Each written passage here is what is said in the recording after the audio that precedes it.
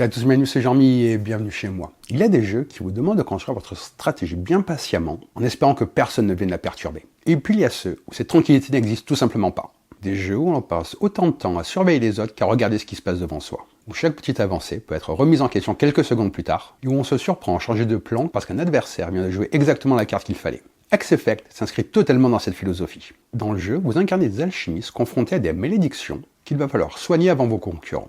Dit comme ça, le principe paraît relativement simple. Trouver les bons remèdes, les appliquer à la bonne malédiction, et être le premier à débarrasser son laboratoire de toutes les afflictions qui l'envahissent. Mais dès que les premiers tours commencent, on comprend que le véritable défi ne vient pas seulement des cartes qu'on pioche, mais des adversaires autour de soi. Car ici, personne ne vous laissera avancer tranquillement. Pendant que vous cherchez à guérir vos propres malédictions, les autres feront tout pour vous en empêcher. Une nouvelle malédiction peut apparaître au pire moment, une catastrophe peut ralentir votre progression, ou une carte spéciale peut complètement renverser une situation qui pourtant paraissait sous contrôle. On se retrouve donc constamment entre l'envie de progresser soi-même et celle de freiner un adversaire qui commence à prendre un petit peu trop d'avance. Ce que j'aime particulièrement avec ce type de mécanique, c'est qu'elle oblige à rester attentif à tout moment.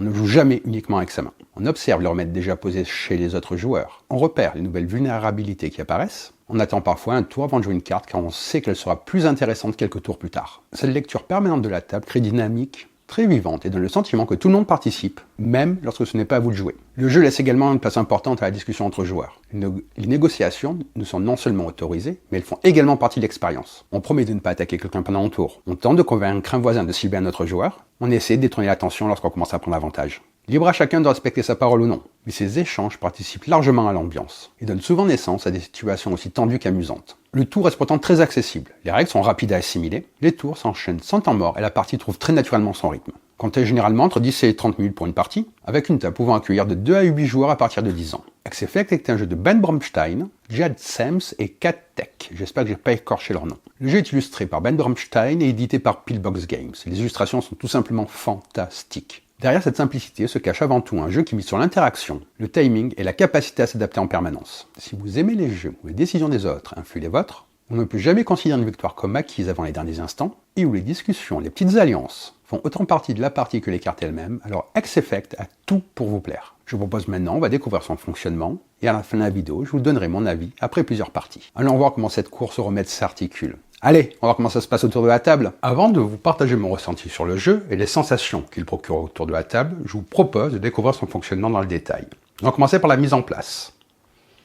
Nous verrons ensuite le déroulement d'un tour, les différentes actions à votre disposition, le fonctionnement de certaines cartes, de l'alchimie, ainsi que quelques précisions importantes à connaître pour jouer dans les bonnes conditions.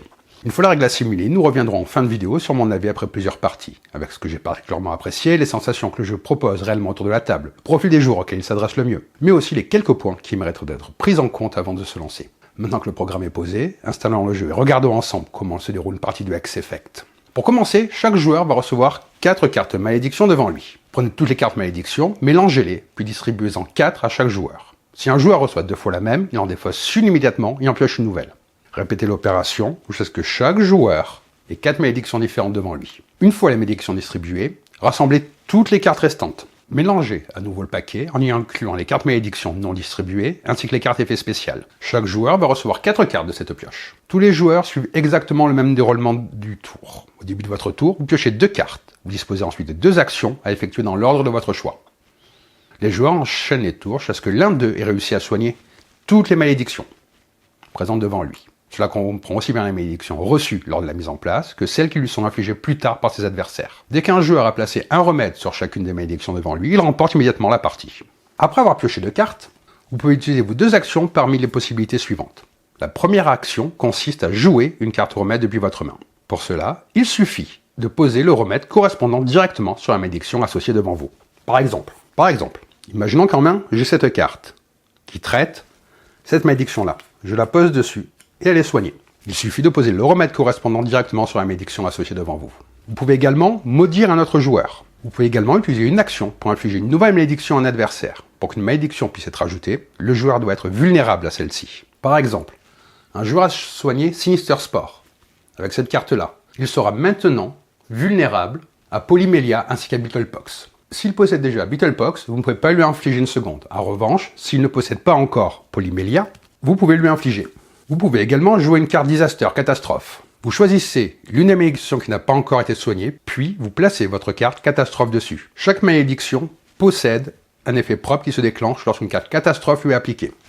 Par exemple, sur Paper Pite, vous pouvez prendre une carte dans la pile de défausse. Avec Pittlepox, le joueur concerné ne pioche pas de carte pendant ce tour. Chaque malédiction possède ainsi son propre effet de catastrophe qui s'applique lorsqu'elle est ciblée par ce type de carte. Lorsqu'une carte catastrophe est jouée sur une des malédictions non soignées d'un adversaire, son effet s'applique au joueur ciblé. Par exemple, une carte catastrophe est placée sur Pittlepox, le joueur concerné ne pourra pas piocher ces deux cartes au début du prochain tour. En plus des cartes catastrophes, deux autres cartes spéciales peuvent être jouées. Snake Oil fonctionne comme un remède, mais avec une grande différence. Elle peut être jouée sur n'importe quelle malédiction. Elle agit comme un remède universel. En revanche, cette protection reste fragile. Si une carte catastrophe est ensuite jouée sur cette malédiction, Snake Oil est immédiatement défaussée. Comme indiqué, elle est défaussée après la résolution de la catastrophe. La seconde carte spéciale est Jinx. Cette carte se joue en réaction lorsqu'un autre joueur vous cible avec une carte catastrophe. Après que la catastrophe a été jouée contre vous, vous pouvez immédiatement révéler une carte Jinx. Dans ce cas, le joueur qui a joué la catastrophe subit lui aussi l'effet de cette catastrophe. La dernière action possible est l'alchimie. Il existe deux façons différentes de réaliser une action d'alchimie. Vous défaussez 3 remèdes. Cette action est particulièrement utile lorsque vous possédez des remèdes dont vous n'avez pas l'utilité. Après avoir défaussé ces 3 cartes, vous pouvez voler un remède déjà posé devant un autre joueur. Le remède volé est immédiatement placé sur la malédiction correspondante devant vous. Vous pouvez défausser 3 malédictions. Une fois ces cartes défaussées, piochez une carte. Cette action permet notamment d'éliminer des malédictions que vous ne pouvez plus infliger aux autres joueurs, par exemple s'ils les possèdent déjà, afin d'obtenir des cartes potentiellement plus utiles. Chaque tour suit donc la même séquence, piocher 2 cartes, effectuer 2 actions. Ces actions peuvent être jouer un remède sur une nouvelle malédiction, infliger une nouvelle malédiction à un autre joueur, jouer une carte catastrophe sur une malédiction adverse, utiliser une carte spéciale comme Snake Oil ou Jinx, réaliser une action d'alchimie. La partie continue ainsi jusqu'à ce qu'un joueur ait réussi à soigner toutes les malédictions présentes devant lui. Ce joueur emporte immédiatement la partie. Tout au long de la partie, les joueurs sont autorisés à négocier entre eux. Vous pouvez discuter, proposer des accords, conclure des arrangements ou tenter de convaincre les autres joueurs de vous aider. Ces échanges font pleinement partie du jeu et sont encouragés entre les différents alchimistes. Le principe est donc simple, vous cherchez à soigner toutes les malédictions devant vous avant vos adversaires. Chaque tour, piochez 2 cartes, vous réalisez 2 actions vers cet objectif. Vous devez gérer vos remèdes, infliger de nouvelles malédictions aux autres, utiliser des cartes spéciales au bon moment et tirer parti de l'alchimie lorsque votre main devient moins efficace. Le premier joueur à placer un remède sur chacune des malédictions présentes devant lui remporte la partie. Nous venons de faire le tour des règles de Hex Effect. Si cette présentation vous a permis d'y voir plus clair ou de découvrir ce jeu, n'hésitez pas à soutenir la chaîne en vous abonnant si ce n'est pas encore fait, en laissant un like ou en commentant la vidéo. Tout cela aide beaucoup la chaîne. N'hésitez pas, si vous avez déjà joué au jeu, à partager votre expérience en commentaire ou s'il vous intrigue. Vous trouverez également sur la page principale de YouTube tous mes réseaux si vous décidez de me suivre. Et de mon côté, je vais revenir sur ce que j'ai pensé du jeu après plusieurs parties, avec les sensations qu'il m'a laissées, ce qui m'a particulièrement plu et au type de jeu auquel il s'adresse selon moi. Après plusieurs parties de Hex Effect, ce qui m'a particulièrement plu, c'est que le jeu donne une impression de simplicité au premier abord, et que finalement, il cache beaucoup plus de petites décisions que ce qu'on pourrait penser. Quand on découvre les règles, l'objectif est très direct. Il faut simplement réussir à soigner ses malédictions avant les autres. Pourtant, dès les premiers tours, on comprend vite que c'est un jeu où on ne va pas construire tranquillement son moteur dans son coin. Ici, tout tourne autour de l'interaction entre les joueurs et c'est ce qui fait vivre la partie. Ce qui m'a marqué dès mes premières parties, c'est le rythme. Chaque tour est très rapide. On pioche 2 cartes, on effectue 2 actions, puis c'est au joueur suivant. Les temps morts sont quasi inexistants. Mais malgré cette fluidité, je n'ai jamais eu l'impression de jouer mes actions de manière machinale. À chaque tour, je me suis retrouvé à peser le pour et le contre pour chaque décision. Très souvent, la première question que je me posais était assez simple. Est-ce que je fais avancer mon propre jeu ou est-ce que je ralentis celui des autres? Et c'est précisément ce genre de dilemme qui donne tout son relief à la partie. Poser un remède est évidemment satisfaisant quand on se rapproche de la victoire. Mais parfois, on voit un joueur qui prend un petit peu trop d'avance. Dans ces moments-là, la tentation est grande de mettre momentanément son objectif de côté pour lui compliquer la vie. J'ai trouvé cette alternance entre progression personnelle et interaction indirecte très satisfaisante. On n'a jamais l'impression d'être seul face à son jeu. On observe constamment ce qui se passe chez les autres. On regarde quelle malédiction ils possèdent déjà, lesquelles ils viennent de soigner et quelles possibilités cela offre. C'est d'ailleurs un des aspects que j'ai beaucoup apprécié. Les informations présentes devant les joueurs deviennent rapidement une source de réflexion. Plus les tours avancent, plus on apprend à lire la table. On ne regarde plus uniquement sa main. On analyse les zones des autres joueurs, et cela pour identifier la meilleure opportunité possible. Les cartes permettant d'infliger de nouvelles malédictions participent énormément à cette dynamique. Elles ne peuvent pas être jouées n'importe comment, ce qui oblige d'observer attentivement les autres avant d'agir. Et j'ai trouvé que cela menait une interaction plus intéressante qu'une simple attaque directe. Il faut attendre le bon moment, vérifier qu'un joueur est vulnérable à une malédiction précise et choisir sa cible au bon moment. Et cette mécanique va produire des choses assez amusantes autour de la table. Il arrive régulièrement qu'un joueur pense s'être débarrassé d'une partie de ses problèmes avant de voir un joueur lui ajouter de nouvelles malédictions. Ce sont de petits retournements de situation, mais ils entretiennent l'attention tout au long de la partie. Et les cartes catastrophes viennent encore accentuer ce sentiment. Chaque malédiction possède son propre effet, ce qui pousse à réfléchir avant de jouer une carte catastrophe. On cherche le meilleur moment pour pénaliser son adversaire. Le Snake Call, lui, apporte une vraie flexibilité, même si cette sécurité reste fragile. A l'inverse, Jinx permet de retourner une situation en renvoyant l'effet d'une catastrophe à son adversaire. L'alchimie est probablement la mécanique qui m'a le plus surpris. Au fil des parties, je me suis rendu compte que c'était une vraie option stratégique. Défausser 3 cartes, bien sûr, c'est un coût important. Mais voler un remède ou renouveler sa main permet souvent de relancer complètement la partie. Toutes ces mécaniques s'enchaînent avec beaucoup de cohérence et donnent une vraie identité au jeu. Bien entendu, l'ambiance va dépendre du groupe.